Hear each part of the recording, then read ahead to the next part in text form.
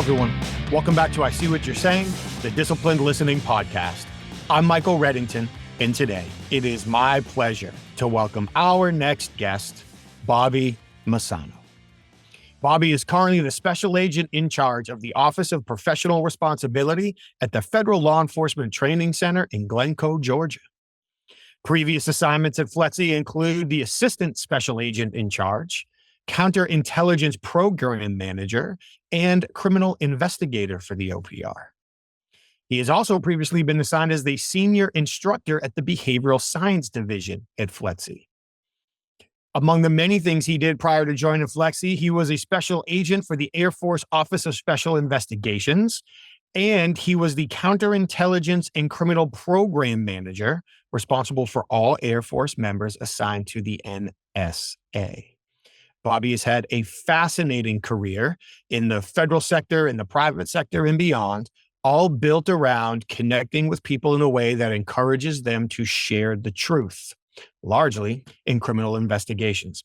And I'm very excited today to share his expertise, his stories, his examples, and how he connects with people and inquires of them in a way that motivates them to share information they would otherwise like to keep a secret, almost certainly. So we're going to get into an action-packed conversation here that's going to go in many directions. But one of the things I want to talk about early, which I think is very important to understand, not just investigations, but in business as well, is the importance of getting an admission before a confession. What does that mean and how do we do that? Bobby will share. He's also going to talk a little bit about the positive and negative applications of direct questions. I think a lot of people, myself included, really harp on the negative side of direct questions, but Bobby's going to do a really good job highlighting some positive aspects and context to use them as well. He's going to talk about the importance of showing respect. He's going to share the secrets behind what he likes to call his story lock method when he's interviewing people. He's going to share some case stories as well.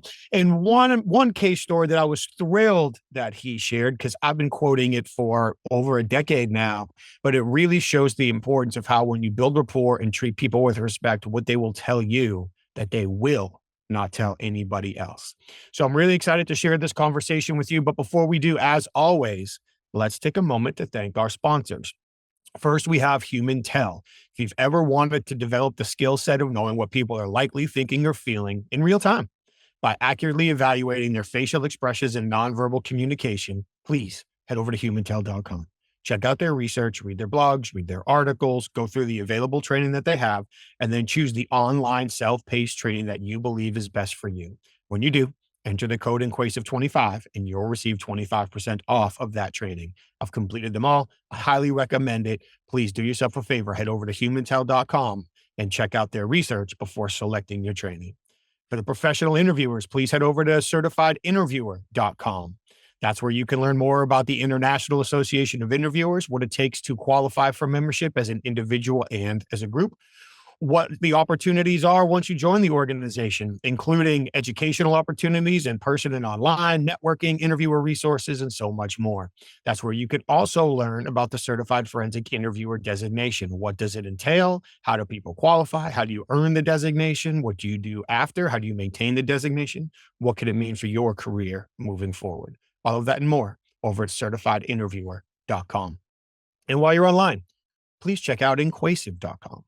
That's where you can learn more about the programs our clients ask us to customize for their senior leadership, business development teams, HR teams, and beyond to teach them how to apply the strategic and ethical observation and persuasion techniques necessary to encourage people to share their sensitive information, uncover the hidden value we need every day to move our initiatives and relationships forward. Check it all out and learn more at inquasive.com. Appreciate y'all being here today. Thank you very much for spending another hour with us. And now, without further ado, Bobby Masano. Bobby, it is so great to see you, man. It has been way too long. Thank you so much for agreeing to do this with me. How are you? Good, man. How you been?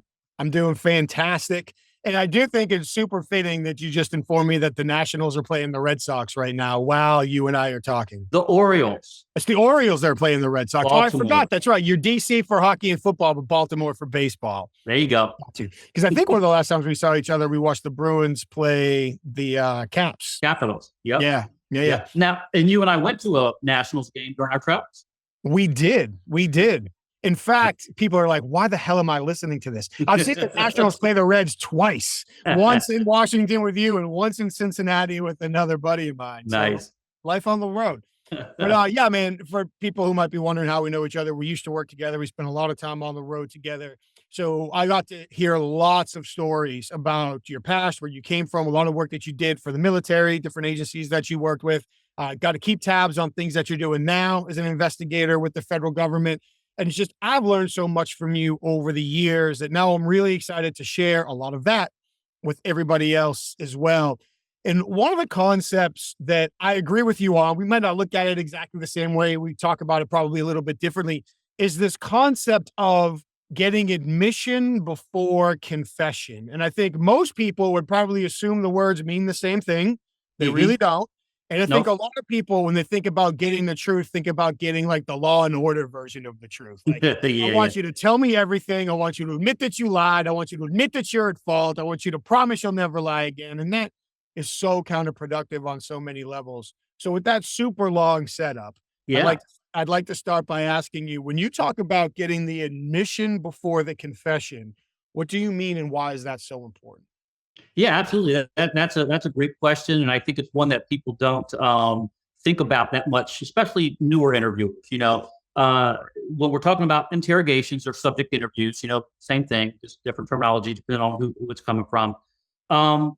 A lot of people think if they get an admission versus a confession, that the interview is done. So they don't understand the difference between, an admission and a confession. So just to give some examples, I'll give some simple examples and then talk about how we get into that a little bit deeper. So back in my military days, and the audience probably knows by now, so I'm a retired special agent with the Air Force Office of Special Investigations. So I started that career in January of 1995. So I've been doing this work for about 29 years now. And I learned a lot by doing tons and tons and tons of these types of interviews. And when you're doing an interrogation, and for the example I want to give here is a rape case, okay? We used to do those a lot. Believe it or not, in the military, there are a lot of sexual assaults, a lot of rapes, right? So simple example, if you could get the individual to give you the admission that they actually slept with the person, right, had intercourse with them, whether they're going to say it's consensual or not, I really don't care at that point. I just need them to give me an admission that the act itself happened. Then I can work to the confession, which would be the details. If you want to say the who, what, when, where, why, and how, and all that stuff, that's fine. But we need to be able to get the admission first a lot of times and work towards the confession. And again, I've seen a ton of interviews where the folks get an admission and they're patting themselves on the back, and all of a sudden they go to the attorneys like, here's what I got. They're like, well, you didn't solve the elements of the crime. So that's where I'm headed with admission versus a confession. So I think really interviewers need to focus on getting that admission first a lot of times. That's a great point. And even to take it outside the interview room for a moment, if you're talking to somebody on your team that's behind on a project, or if you're doing a candidate interview and you're trying to figure out what the true story is, or you're negotiating a deal, whatever it is, they might not in each situation, they actually might walk away with just that admission phase, just a piece of the truth. But understand that piece of the truth is what cracks the door open and gives us the opportunity to start working towards the bigger truth. Like, it's one foot in front of the other. Yeah. Each piece of information they share makes it easier to share the next. And I love your thoughts on this too. From an investigator standpoint, and definitely from a leader standpoint, I see people doing the opposite as well. So sometimes it's just I get the admission and then I leave, or they don't even go for the admission. They just hammer the confession. They're trying to get the whole thing right out of the gate when they don't have rapport, they haven't built credibility, they haven't taken away escape routes or any of this other stuff. So all they're doing is headbutting a prepared defensive position and making it impossible to ever get the admission by going for the confession right away instead of strategically getting the truth in stages. Yeah, and that happens all the time. And that goes to your use of question types as well.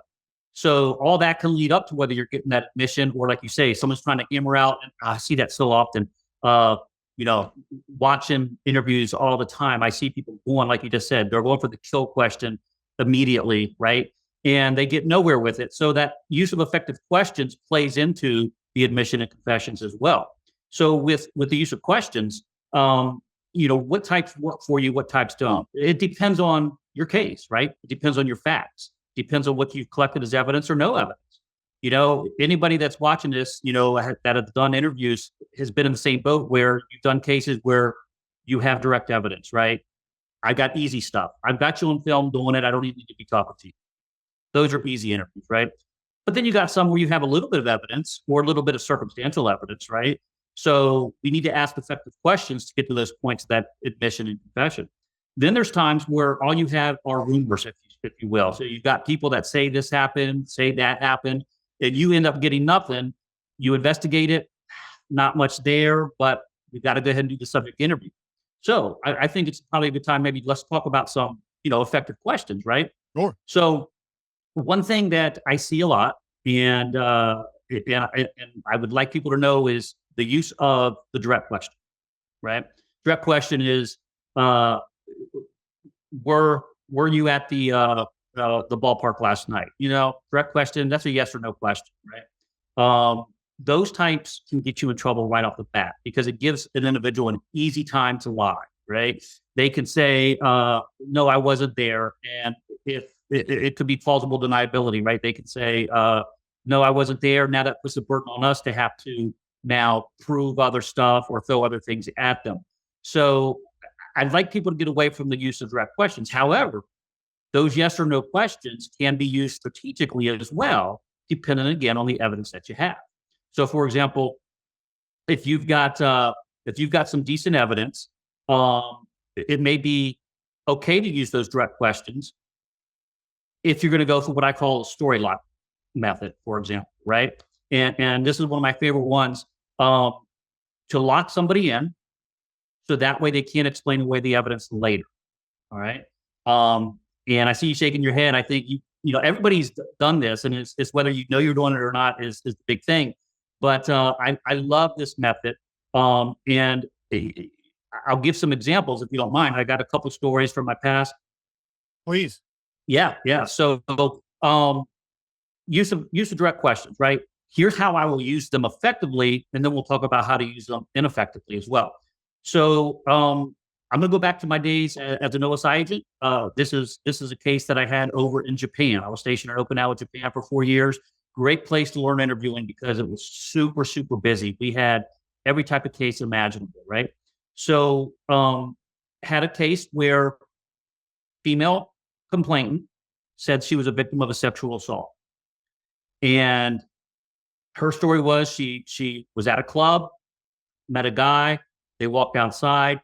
He then grabbed her, threw her in the car, drove her to another part of the base, and sexually assaulted her. I mean, we get those a lot, or we got those a lot in my old job. But so we interview her, we get her side of the story, and we had an investigative technique back then, and we still use it today too, but called a pretext phone call or a monitored phone call. So we had her call the subject, and they talked on the phone about this. And as we were listening, things just didn't make sense, right? He's saying things, she's saying things. Her story now isn't matching up to what she told us. We can tell just as trained investigators, something's not right here. Her story's not matching up. So that ended, we called him in and we talked to him, and he's like, oh, time out. He goes, no, I didn't assault anybody. He's like, I'll admit it. I'm married and she's married, but we've been having an affair for months. And he goes, I'll even give you details. So we're like, yeah, absolutely. So he goes on, without giving you all the details here on this podcast here. Some of the things he said, it was they, were intimate at his work, outside, in the park, on benches.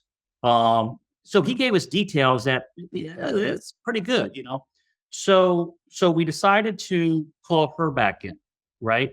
And some of the things that the subject told us was she would call him from one of three locations: her work, her house, or a Burger King. And that sounds kind of weird, but on the base, we had a Burger King that had a phone on the wall, right? This is back in the days.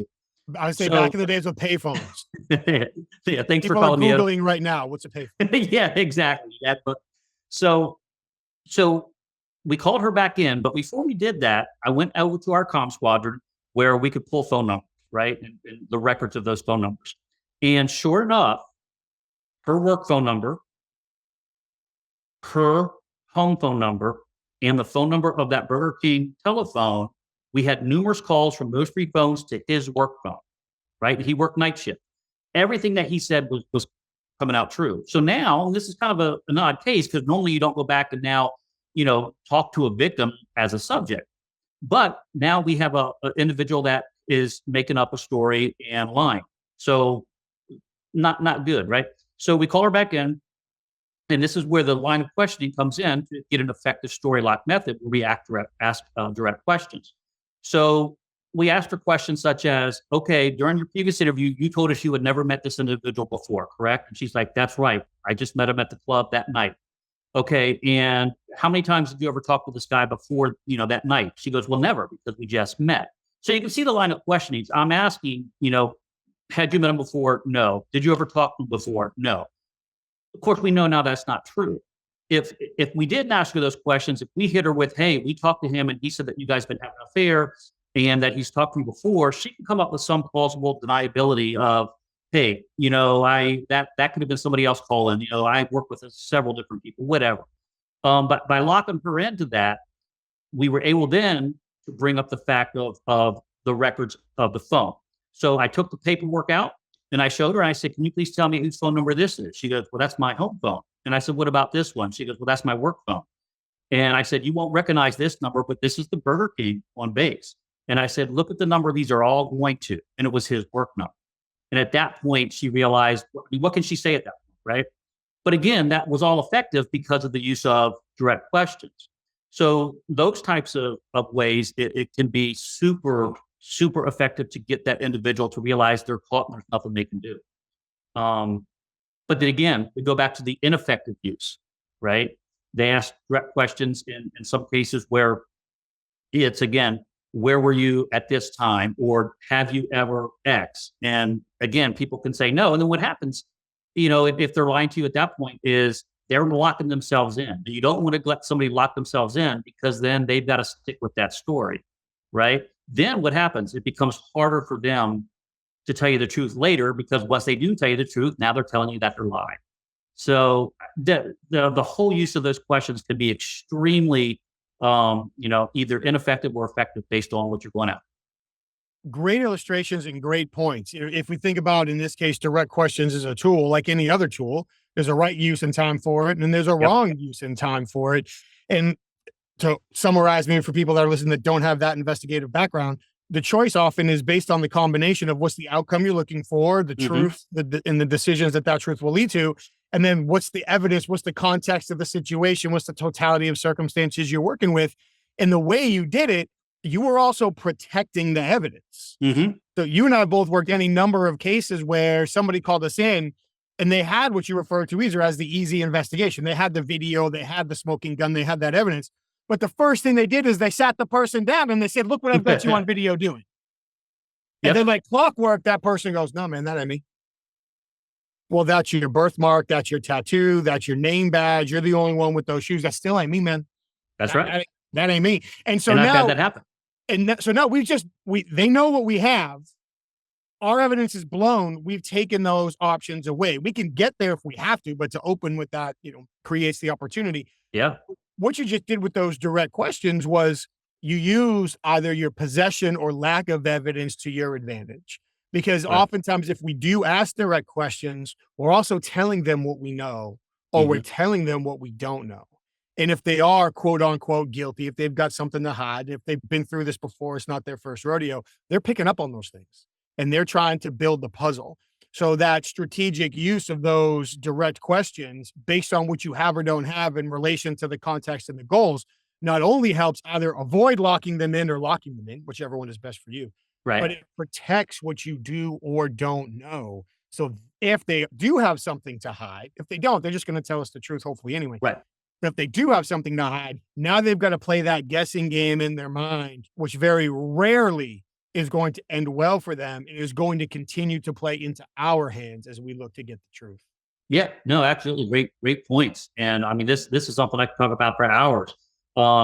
Recent interview, watching one recently, this summer, and the interviewer came out with a question I'm not a big fan of, and everybody has their questions. So I'm not dinging anybody here, right? You all have our own methods. You all have stuff we're comfortable with. But there wasn't a ton of evidence in this case. But the interviewer came out and said, I would say a poor use of an open-ended question. And the question was, so explain to me XYZ. And I'm like, but there's no strategy here, right? So the person can now either, hey, I don't know what you're talking about, or they're going to give some, denial in a story format that now they're locked into that, and it doesn't give the interviewer anything to work with. So again, time and place, right? What are your facts? What evidence do you have? What don't you have? Use those questions effectively. And let me give another example. Just kind of, folks are listening to this and they've never really used this method before. I think these couple examples I'll give here, and they're short examples, but I think it will kind of explain what we're talking about a little bit more in depth. So let's just take some examples. I'm going to make these up, right? Let's say you have a case and there's a vehicle involved, right? So, subject A has this particular vehicle that was used in this crime. If you go in and start the interview with this individual and go right to the point of, hey, we know that XYZ, we know that you were here, we know this, they can have some plausible deniability here again. I've said that before. They could say, oh, you talking about my truck? Not at all. A lot of people drive that truck. I've got cousins. I live that out all the time. Now, as the interviewer, you got to take a step back, and now that's something that you have to now handle, right? Okay, he just gave me a bunch of stuff that I need to now think about and go back on. So let's think about different types of questions we could have asked for that. During a rapport stage even, right? During the beginning of an interview, just when you're BSing with somebody, hey man, I see that truck that you pulled up in out there or whatever. Is that yours? Oh yeah, that's my truck. Yeah, that's a nice looking truck, right? Hey, is that yours? Do you own it? Yeah, I own it. So anybody else ever drives that thing, or is that just you? Oh no, man, that's my baby. I'm the only one that drives that thing. Okay, now again, I'm making this up, but I've had these, real life examples like this. What did you just take away from the person you're interviewing? You just took away their opportunity to say, oh, my cousins drive that truck all the time as well. And one more quick example was a phone, right? A lot of the cases we do, you can trace people's phones, So I've got my phone here. I commit a crime at the 7-Eleven, and the police go ahead, trace it to this location, right? And you're doing the interview. Again, you ask, a question about, being at that location. You just gave them a chance to say, I wasn't there or whatever. And you can say, well, hey, we traced your phone and we know that your phone was there. Oh, well, my phone, I lost that thing 3 months ago. Or, hey, that's kind of a community phone. My whole family, whatever, examples there. Versus you setting that up in the beginning. Hey, man, is that your phone over there? We don't allow phones in the interview room. So if you can set that over here, I'd appreciate it. And speaking of that, is that your phone? Oh, yeah. A personal to work. No, it's my personal phone. Okay, cool. So are you the only one that uses that phone, or do you have like your wife or girlfriend, anybody use it? No. I'm the only one that uses it. Okay. Now he's locked in, right? Now, when you get to the thing and say, hey, we know you were at the 7-Eleven, you were able to trace your phone, in their mind, they can't say now, oh, my wife is using that, because they already told you a couple of minutes ago, they're the only one that uses it. So those couple of examples, I hope, kind of illustrate the way that you can effectively use those types of questions to help you out getting those admissions and convictions. Yeah. And what I love is working it into an innocuous conversation.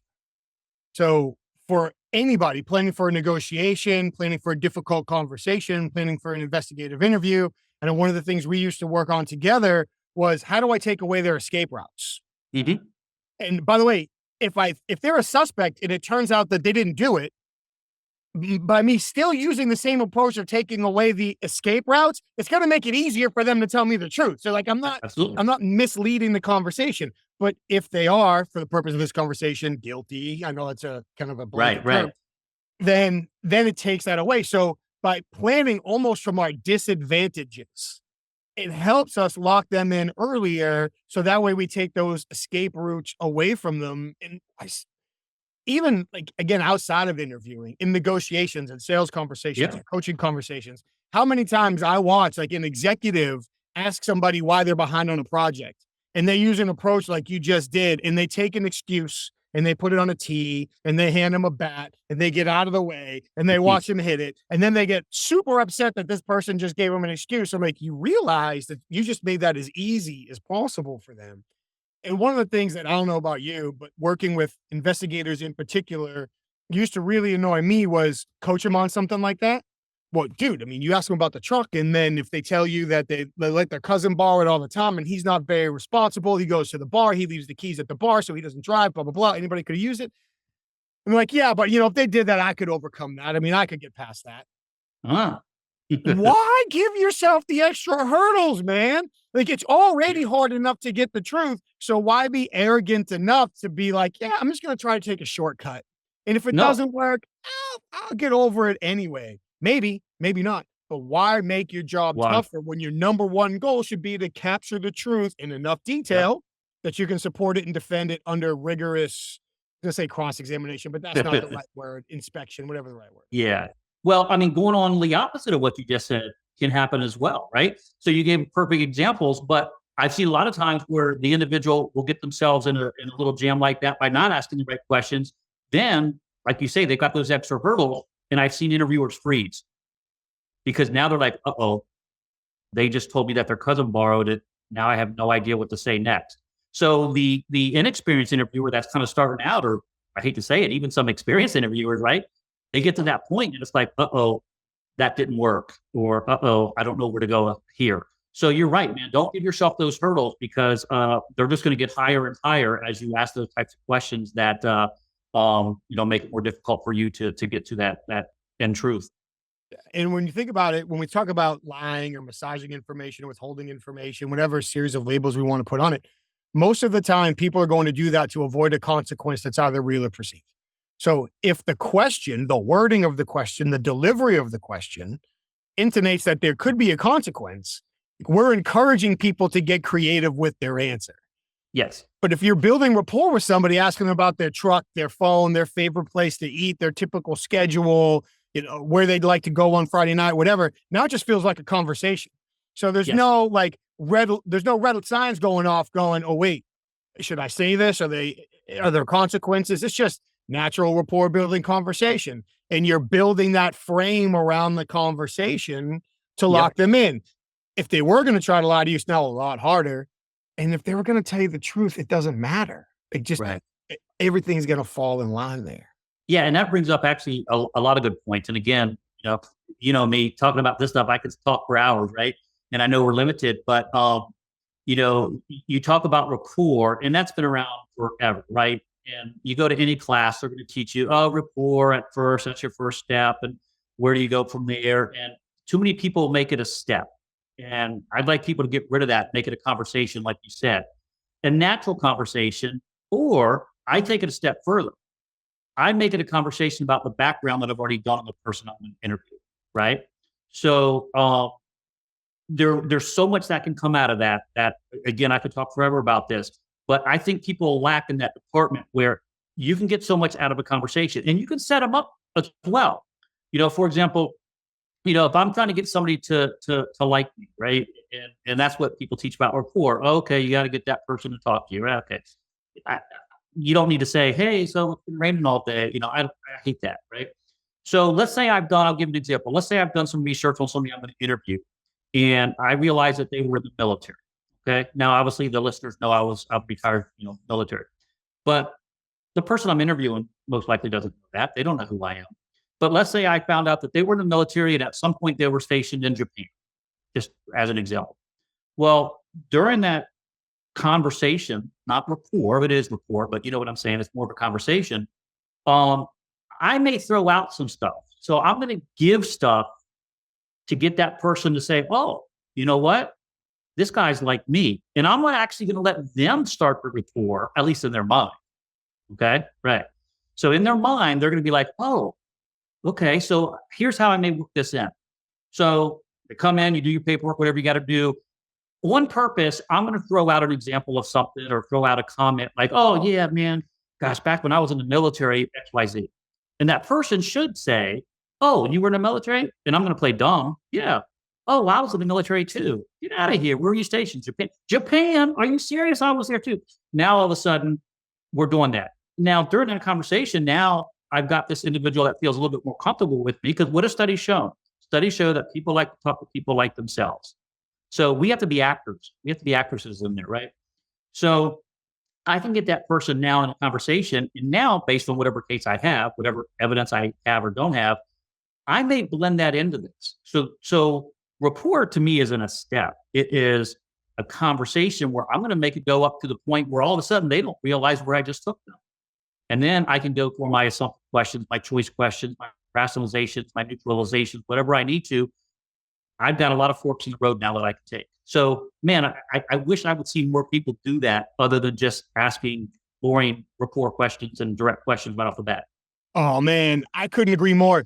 And especially now, spending more time on the business side. You know, how many salespeople walk into an office, look at a picture from a baseball game on the wall and go, "Oh, you like baseball?" They look at a car on the shelf. "Oh, you're a Corvette guy." Like, what? Like, work it into a conversation at the minimum. Like, make it feel authentic at least. And what I love about what you just said, because it's such an elevated approach, is get someone else to build rapport with you. Right. You want that rapport to really stick? Get them to build their rapport with you. They feel like they're in control. Now that rapport feels so much better. My example will be from outside of investigations, but earlier this year, I was starting a consulting gig and I had to meet somebody who I didn't think was going to be super excited to work with me. So we were meeting for coffee at a coffee shop, out of the office. And when I met him for the first time, he said, "Well, I'll tell you what, let's go sit over here." So now we're walking out of the coffee shop. Now I had done my background. So I knew that for a period of time, he lived in New Hampshire, where I grew up. That's right. So he's trying to build rapport with me, or at least be polite. I don't know, make small talk. So he says to me, "Hey, man, where are you from?" There's lots of ways to answer that question. Yeah. I could say, "I'm from New Hampshire." I could New say, England.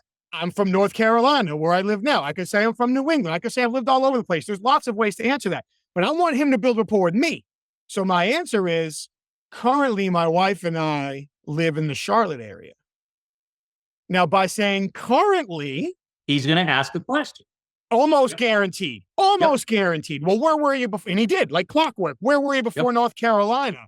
"Oh, man, I've been all over the place. My wife and I were living in Chicago. We were dating long distance before that. Before Chicago, I was actually in New Jersey. Before that, I was in Connecticut. And I really grew up in New Hampshire." Yeah. He turns around, "Dude, I lived in New Hampshire." No kidding. Now the same thing is happening. He feels like he's building rapport with me. Yes. Because we were patient, we let the conversation come to us. Now this rapport, this connection is so much stronger because it feels like they're driving it. We didn't come out and ask. We didn't tip our hand. We didn't show our cards, especially as an investigator. Like, imagine sitting down with somebody that you've never met before and saying, "Oh, so I saw that you were in the military, stationed in Japan." "I was in Japan." It's kind of creepy. "Why were you looking into my history and why are you Right. trying to act like you're my friend?" Like, we're never getting rapport. Nope. Yeah, that's like the creepy angle, right? That's a perfect example because we see that a lot. Got to do your background, got to do your checks on the individual, but don't let them know you did it, right? Work that in, and I call it playing dumb, right? I can play dumb with the best of them. And if you can get the person you're trying to get a confession out of to tell you that they, one, committed a crime, two, policy violation, whatever it may be, if you can get them to ask you questions during that rapport stage, if you will, man, you're going to now have a tighter interview. They're going to trust you more. Now, of course, we're kind of playing with this because we know that person's going to be more comfortable talking to us. But if you have somebody just sitting there that's dead quiet, you're going to have a difficult time. So yeah, I can't stress that enough. Do your homework, and it's not that difficult. Find out about the person. Are they married? Are they not married? Where do they live? Where are they from? Have they been in the military? What has their past jobs been? Get all that stuff. Come up with a plan. Instead of just walking into a room and having no communication, strategy whatsoever. Yeah, you never know when the smallest, most random, seemingly inconsequential detail either breaks open a case or breaks open a connection between people. and just being able to work it into a conversation or tee it up so they bring it into the conversation. Yep. Now it feels natural. So like I'm opening my case file in front of them and they can see all my due diligence and they get that creepy feeling. We're talking about the investigative aspect. I don't get to geek out on investigations much.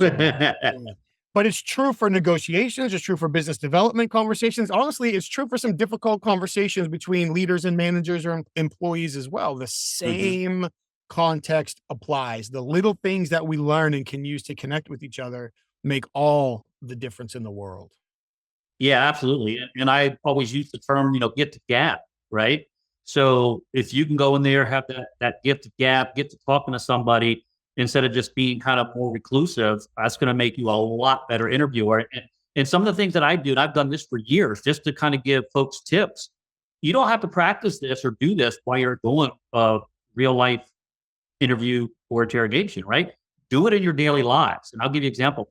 So when I go to, say, amusement parks or to other places where people have their name tags on, a lot of times it has where they're from under it, right? You go down to, say, Universal or Disney World or whatever, that says, Steve Jones, and underneath of it, it may say Washington, D.C., or it may say, the Philippines, whatever. Start talking to somebody about that. Oh, you're from D.C.? Yeah, I grew up there. Or, oh, you're from the Philippines? I'd always love to go there. Tell me something about it. So you can practice this out in the real world on your daily stuff. And I find myself doing that all the time. In fact, my wife sometimes is like, why are you talking to these people? It's like, because it's practice, it gets you used to asking those types of questions. So it makes you feel more comfortable. And it pays off, dude. You're talking about Universal. My wife and I took my son there this summer, and I was waiting in line with my son. My son's young, to do the, like, I wasn't doing it because I wanted to do it, but to do the Transformer meet and greet, right? The doors open and Optimus Prime walks out. And my little son's like, oh, that's Optimus Prime. Well, we got there early so we could be the first in line. And I got to stand here. It's hot. It's sweaty. I may as well chat the guy up because he's going to be the one that determines how long my little boy gets to stay here with Optimus That's right. Prime. So the more he likes me, the better experience my son's going to have. And that's my whole goal right now. So we start chatting, same exact thing. Where you from? What's going on? He had a question about a t-shirt I was wearing. So now that the door's open, we start talking. We go in, Gabe gets his pictures. As we walk away, I wave at him and I thanked him by name, which I forget now, but thanks, man. Right. Really appreciate it. That was awesome. As we're walking away, I hear, sir. And of course, my hands immediately go to my pockets, right? I turn around and he walks up to us looking over his shoulder. He's like, really quick. He looks down at Gabe. He looks back at me. And he's like, people don't usually talk to me. I really appreciate that. Thank you. He goes right back to Gabe and says, what ride do you want to ride the most that you haven't been on yet? Gabe says the Minion ride. The dude's like, I got you. And we end up with front of the line passes to the Minion ride because we did exactly what you just talked about. We worked with what we had. My initial goal was just to get Gabe a few extra seconds with Optimus Prime. And now we are walking past whatever it was, 100 people, right, to get on this ride with my son that we probably wouldn't have ridden because of the length of the line.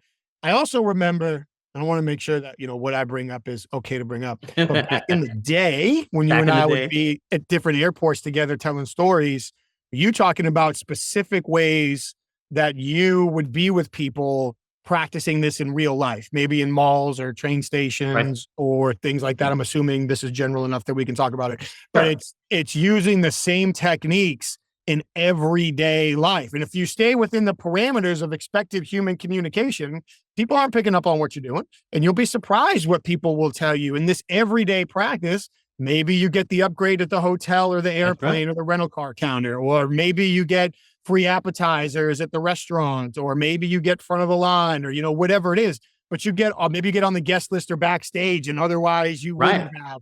All of these, they don't happen every time, but they'll happen more than you expect by using these same rapport building techniques, as long as it feels authentic and not crafted. Yeah, it must. And let me give you another real life example. This isn't interview related whatsoever, right? This is just another daily life example.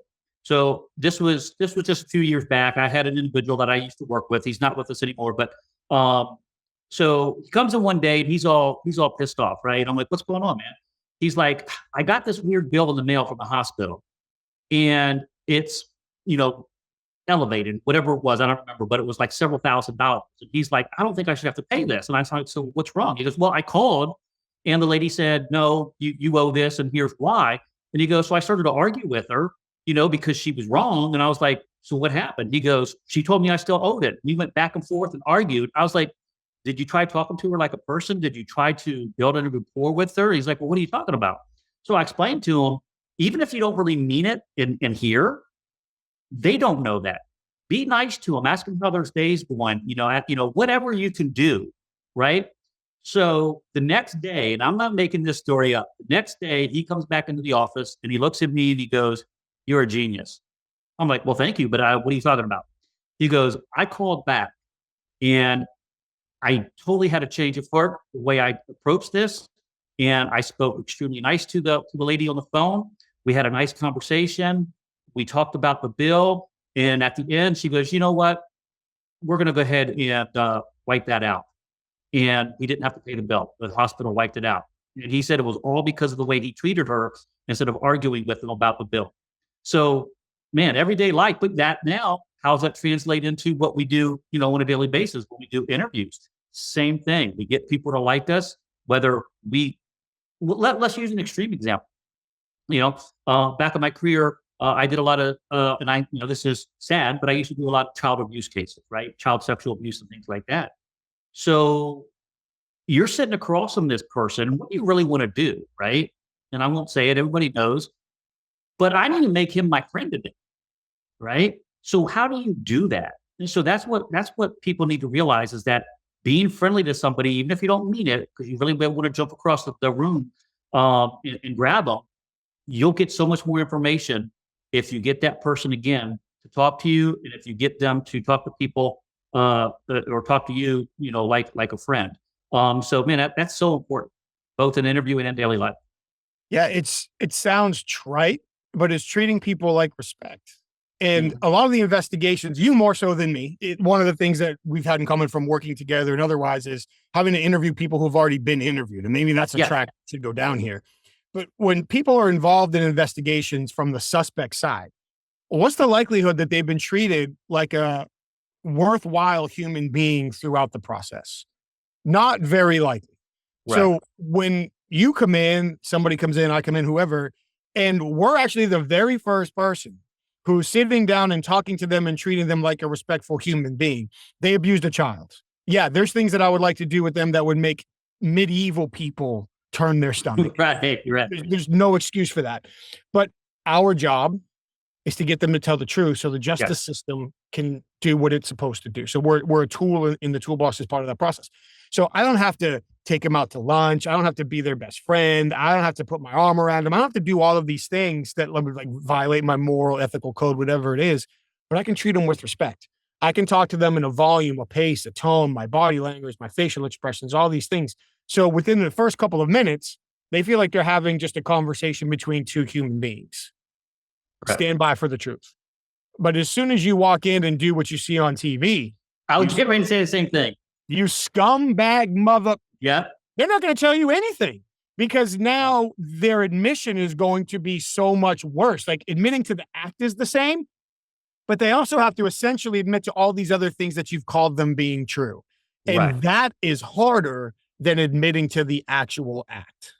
Yeah, absolutely. And I know I told you this story many years ago, but to go and build on what you just said, when I was out in Japan, I had a rape case, very, very, very serious rape case, right?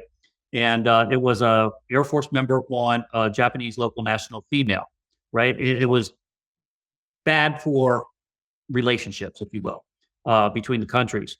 So did an interview, we did our investigative steps, we did all our stuff. And this is one of those examples too. Go back to the very beginning of our podcast here today, our conversation, admission versus confession. I was able to get him to give the admission that he did sleep with her, even though he was married, and that's a crime in the military, adultery. But I was able to get him to admit to that. During this whole time, we treated him, and I say we, because there's two of us in the room doing the interview. We treated him with respect. We treated him, not like he was a bad person or that he was a criminal. And we had a second interview with him where he actually brought his attorney in. We interviewed him again, very respectful. We were able to get enough information, both from what he told us and the physical injuries, I'll leave it at that, to the victim, goes to a court martial. He ended up getting 15 years in prison. So when they announced that, after we were done with the trial, the security police go up there. They're getting ready to put him in handcuffs, take him away, and he says something to them. I see him walking towards me, and he asked to come and speak with me. And he came up to me, he shook my hand, and he thanked me. And I was like, "Okay, man, what's going on?" He's like, "Hey, I just wanted to tell you that I appreciate how you treated me. You didn't treat me like I'm a criminal or bad person. You always treated me with respect. And I just wanted to go ahead and thank you for the way that you guys did that." And I was blown away, man. I was like, "Are you serious?" Then they took him away at 15 years. But that's happened to me a few times in my career, where folks that are getting ready to go to prison or, lose their job or whatever came up and still thank me. And I don't know if that's ever happened to you, but that's, yeah. Yeah, I mean, my story isn't nearly that powerful. I've got a couple. I'll share one that kind of sticks out. I'm so glad you shared that story because I still tell it. Oh, do you really? No, I don't tell it as my story. Don't get me wrong. It's my buddy, but I do say that it happened in Japan. I leave out a lot of the details.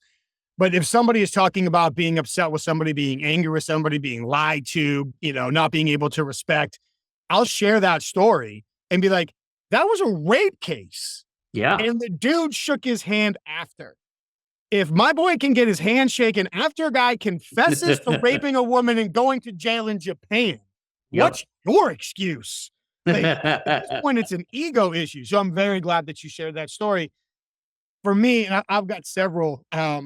One, actually, there was a gentleman who I had to interview who was actually familiar with our techniques.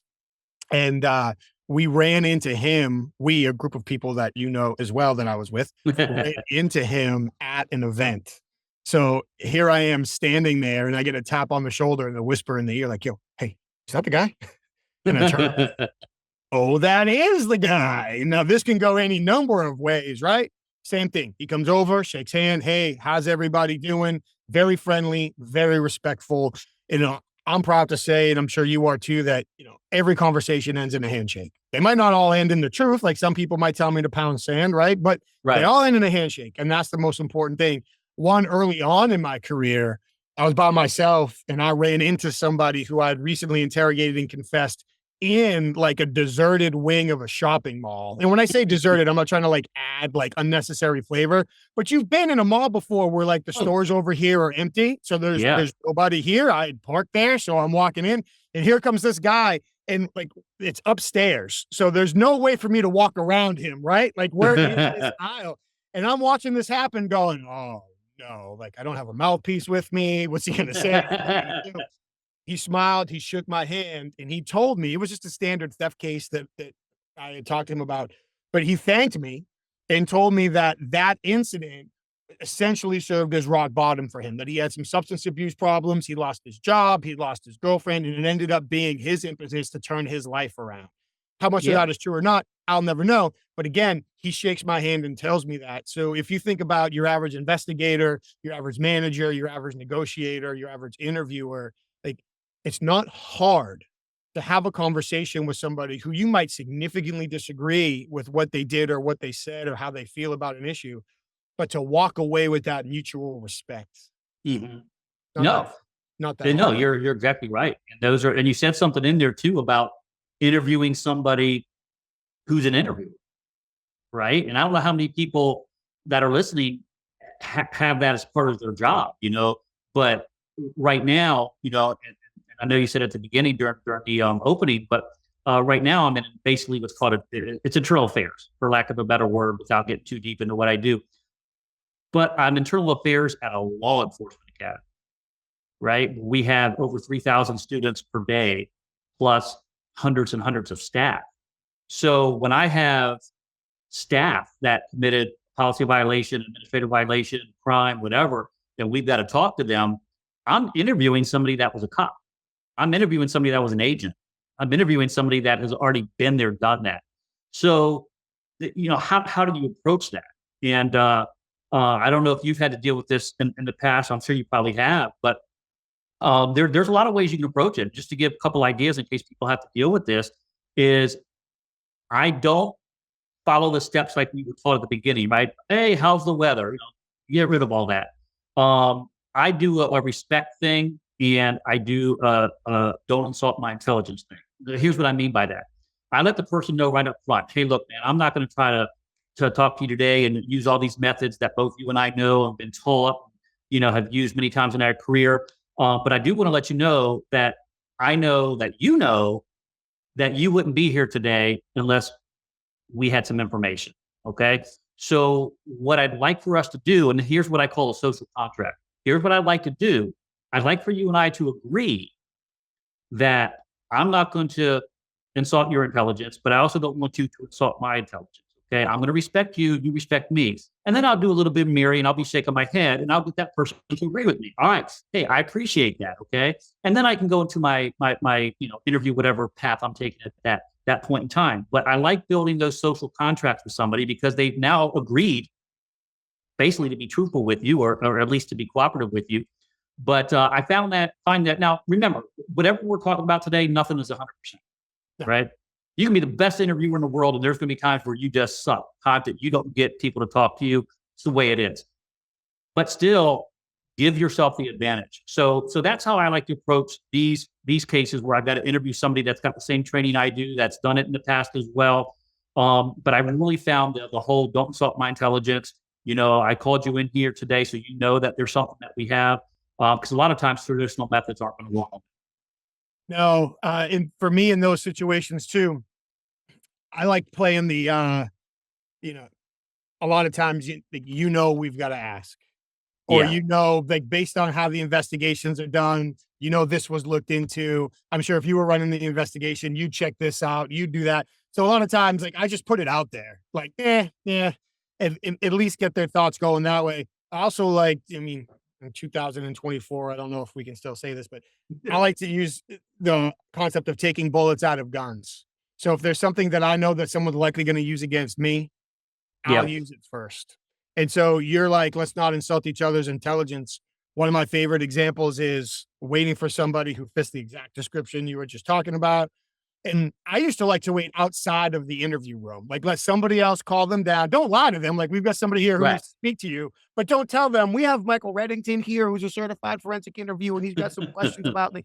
Just there's somebody here that needs your help. There's somebody here that neast to talk to you. Come on down, man. Or even like if it's in the private sector, it's an HR thing, just strategic ambiguity. Don't lie to them, but let's get it down here. But I wouldn't wait like sitting in the chair in the interview room. Hey, come on in, sit down, shut the door. Nothing good ever happens. So I would wait in the hall. And as he was walking towards me, I shook his hand, introduced myself, and at that point said, I've really got to thank you.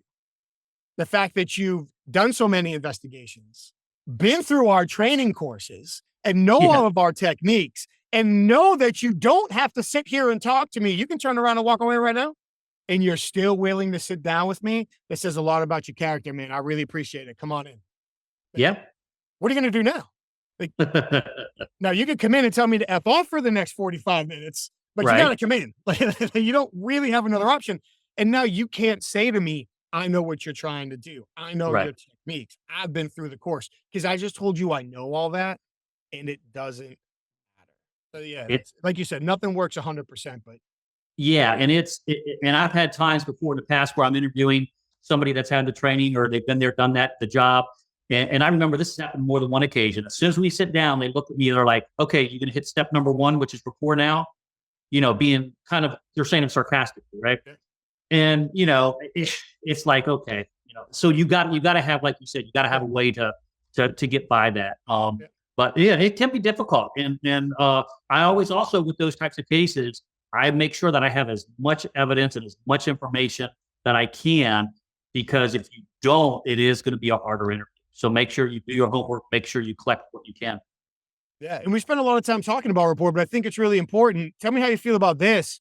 I honestly feel like a great way to actually build rapport with somebody is if they refuse, don't force it. Like, in a weird way, you are kind of earning their respect and showing respect there. Like if you make a genuine effort and they're silent, or they tell you to piss off, or if they give you a really sarcastic answer, if they tell you it's a step or whatever, just be like, okay, move on. And moving on, you're actually respecting their wishes, which in a way builds rapport. And we can kind of come back and chip away at that as the conversation goes on. Yeah, no, perfect example. I've seen that many times in the past too, where new interviewers or even experienced ones again, they're thinking of their training. They're saying, "I've got to do my rapport first. It's not working. The person does not want to talk to you. So move on. Don't force it." And gosh, you're right, man. I've seen that so many times, and it just makes the whole interview go Yeah. like this. Now you're butting heads, and then I see people start to argue, and it's just not a pretty sight. Yep, not a Yeah, pretty don't picture. die on that hill. I got to build rapport. I got to build rapport. No, you got to get the truth. Right. And if forcing rapport is going to make that harder, don't do it. Move on. Keep the Yep. conversation flowing. Yeah, because here. Oh, go ahead. No, go ahead. Go. I was going to say what it comes down to is something that I've used for years, and it's a lot of people say, well, how do you get somebody to confess to you? How do you get somebody to tell you they did something wrong, right? And one thing I've always taught now, I've been a trainer for many years, been in the field for many years, is a phrase I use, which is you have to convince the person why it's in their best interest to want to talk to you. Okay. So think about that again. You have to convince the person why it's in their best interest to want to talk to you. And if we keep that in mind, I think it really helps out the interview process. And there's so many different ways that we can deal with that. So think about it. Why is it in their best interest? It could be either loss of a job versus just punishment on the job, right? It could be the respect they get from a commander in the military, a colonel, or whoever, a boss, a manager, a supervisor. Tons of different things, but just keep that in mind. I'm telling everybody out there is why does that person think they need to talk to you? It's got to be something that you have to convince them it's in their best interest. And I've always lived by that, and it's always been pretty successful. I agree. And I also like to embrace the fact that off the rip, it's not in their best interest. Like, let's just Oh, be honest. absolutely. Yeah, Let's yeah. just be honest about that. Like, there is no good Well, reason. there that- is. Yeah. So yeah, no, that's good. I understand what you're saying, but in some instances, it actually is in their best interest. And let me give you examples. In a lot of the investigations we do now, we have what's called lack of candor, right? So the decision maker wants to be able to look at the ROI, the report of investigation that we sent, and see that the person was cooperative. And if it comes down to let's take criminal off the table, let's talk administrative investigations real quick. I've got a person, in fact, this just happened 2 weeks ago, that is lying to me, right? The decision maker needs to look at that and say, you know what? They did violate this policy, but that's something I could live with and only give them, 3 days off on the beach with no pay. But then they lied about it, right? They weren't honest. The investigator has the evidence here in the ROI. Now they have to make a decision. And a lot of times I see those decisions are termination. So a lot of times it is in their best interest to go ahead and tell you, yes, I did that. Let me explain why. So I didn't mean to cut you off, but that's one thing that I see a lot is loss of job versus just a punishment from the job. Yeah, and I'm in agreement there. I think for most people, that's counterintuitive because most of us, as we grew up, I did something I wasn't supposed to. Yeah, mom and dad said I could go to them, but then when I did, I got grounded and they took my Nintendo exactly. away. My coach said just cop to it, but then I got benched for 2 games. That's and right. My professor said just tell me about it, and then I got dropped from the class. Like, so there's all these times where we feel like we got baited and switched. Yes. So now it's counterintuitive. Okay, I do have the opportunity to kind of put my spin on this. I don't think that's ever worked before. So I don't trust that, and I'm going to keep my mouth shut. So that operational conditioning, even sometimes, that we have to help them overcome without, the false promises or the false accusations and these legal and policy borderlines that we have to stay within to help them come to that realization on their own. So I do agree. There's certainly circumstances where there is some incentive, but I also feel like for people from the outside, they look back to what they see in Hollywood, like an investigator drops a box full of evidence in front of them and says, you can tell me the truth and go to jail for 1 year, or you can lie and go to jail for 100 years. Well, that's incentive. Maybe, maybe not. But if that was real life and they did have all that evidence, that's a different situation and not one that we often find ourselves in real life. Yeah, no, exactly. That comes down to the words I was saying. You got to convince them. And the only way you can convince them is by having a monologue, right? Have that conversation with them and build it up. You don't want to ask the questions, did you do this, way too early? So convince them, just like you were just saying. How? Hey, we got to think about what your boss is going to think of you or what your family is going to think of you. And I get actually help from the subject many times. Just recently I had one. His concern was what his parents were going to think, right? It was a student, did something wrong, won't get into it. And all he kept saying was, what are my parents going to, or I'm sorry, he kept saying, what am I going to tell my parents? What am I going to tell my parents? So one, that's telling me his fear, right? So you have to address people's fear. That's another topic. We can get into that too, but you have to address people's fears. So once I heard that, I'm like, okay, I need to get him over as one of your words, a hurdle, right? His hurdle is, I either disappointed my parents are going to be upset with me, they're going to be embarrassed, whatever it may be. So get them over that hurdle, listen to what they say, and then now you can talk about that and convince them. So there's a lot of different angles you can take there. It's like, hey man, I'm glad you brought that up because that tells me that your parents care about you. You know what? And that tells me also you care about your parents. And if your parents care about you as much as I'm pretty sure they do, or I know they do, they're going to understand this mistake that you made. Okay. So, and that's just a quick example. I would talk for several more minutes before I went in for any of the show questions. Yeah. But that's just an example. Yeah. Oh, that's a great example. Once upon a time, I was interviewing somebody and I couldn't figure out why he wouldn't go. I mean, he's a dude, like water in the eyes. Like, I mean, he's there, like fully emotionally there. And I couldn't get him over the line. Eventually I got him over the line. He had a necklace with a boxing glove on it. And so I used the boxing analogy about all the work that you put in, if you still have your legs in the 12th round, blah, blah, blah. Cheesy analogy, but it works. He ends up confessing. And after he confesses, he asked me, what's the HR manager going to say? Yeah. And I looked at him and I said, well, generally in these types of situations, HR really wants to hear, turn a black and white 2-dimensional story into a 3-dimensional story with color based on all the context that only you can share. And in my mind, like thank you, dude. I'm leading right into the written statement. You couldn't have said that any better for me. And then he says, but I babysit for her. And right there, I could have gone through the roof. Like HR brought me in to talk to this guy and didn't think that it was pertinent information to let me know that he babysits for you. That's funny. Yeah. So you're right. Overcoming the fears, giving them the opportunity. I feel like a lot of times it comes down to, do they think that we're credible? And the monologue does that, right? How do we approach it? Do they feel like we're credible? Do they feel like they have a chance to save face? And then talk about admission before confession. Do they get to put at least a little bit of their own spin on it? Which is fine. It's great in the beginning. Yes. That's showing also maybe transfer of control, right? Yes. So a lot of times you have to think about this person that I'm talking to may want to have a little bit of control. Now, in the scheme of things, no. We control the interview. But this is what I call perceived control, right?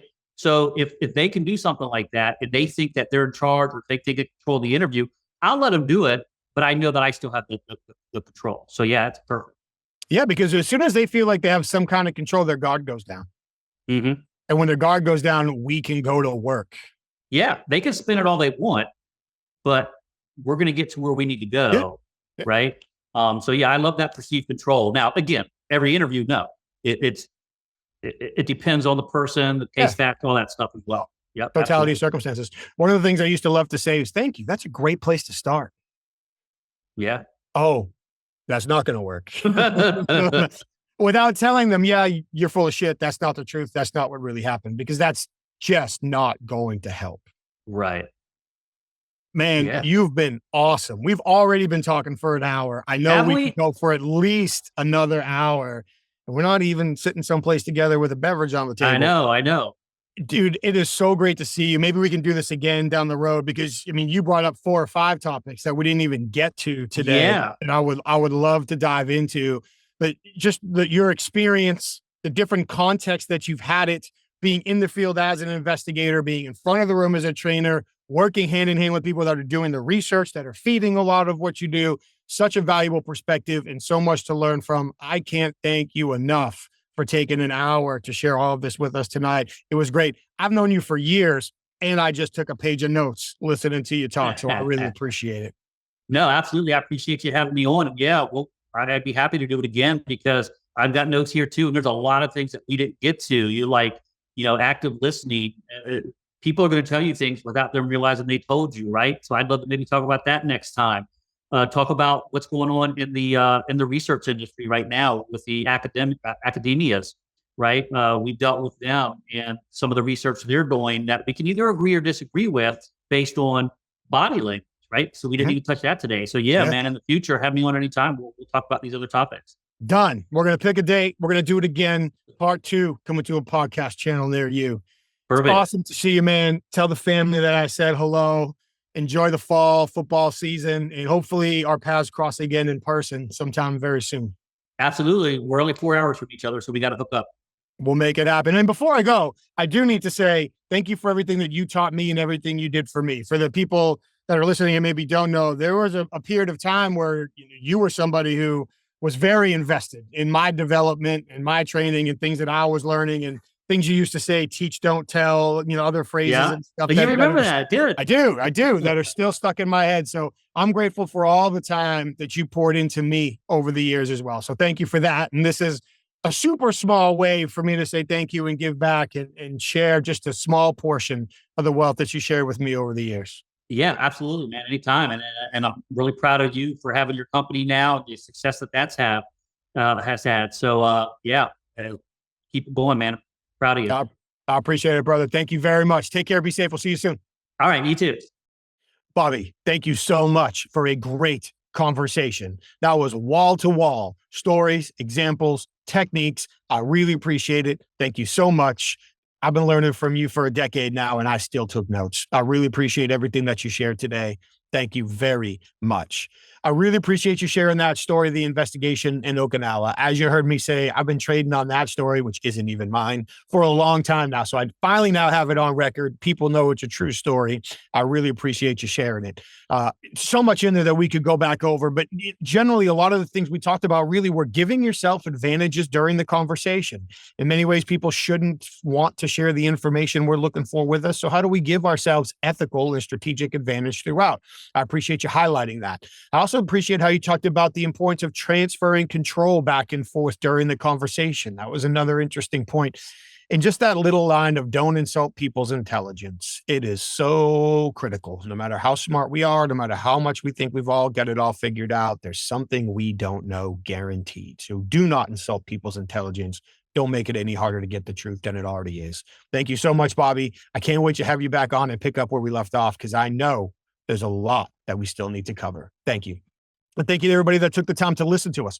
Hopefully, whether you're an investigator or in the business world, you took plenty of ideas out of that conversation that you can start applying to your own critical conversations right now. Before we go any further, let's thank our sponsors on the way out, humantel.com. If you haven't already, please head over to humantel.com, enter the code INQUASIVE25 for 25% off their best-in-class online training to develop the skill set of identifying what people are likely thinking and feeling at any moment by accurately evaluating changes in their facial expressions and their nonverbal communication. I've completed their training. I vouch for it. If you have any questions, read their articles, check out their research, send them a note. They'll answer. They'll help you. I highly recommend it all. The code's INQUASIVE25 over at humantel.com. For the professional interviewers, head over to certifiedyinterviewer.com. That's where you can have all your questions answered about the International Association of Interviewers. What does it take to join, individual and groups? Once you do join, how can you contribute? What resources are available? What education opportunities are available? Networking opportunities, all that and more. That is also where you can get all of your questions answered about the Certified Forensic Interviewer designation. What does it take to qualify? How do you study for and pass the exam? Once you earn the designation, how do you maintain it? What can it mean for you and your career moving forward? All of that and more at certifiedyinterviewer.com. And while you're online, please check out inquasive.com. That's where you can learn more about the customized programs our clients ask us to facilitate to their senior leaders, business development teams, HR teams, and more to teach them how to apply the skills, techniques, and perspectives necessary to encourage people to share their everyday confessions, the sensitive information, the unrecognized value that once we have, we can start moving initiatives and relationships forward past limits that we previously thought existed. I really appreciate y'all being here. Thank you so very much. Before you go, please take a moment, like the show, subscribe to the show, share the show, tell your friends in your network about it. Leave us your feedback. Who would you like to see on again, or who would you like to see on for the very first time? Please let us know. We really appreciate you being here week after week. Thank you. Please stay safe, take care of each other, and we'll see you next time.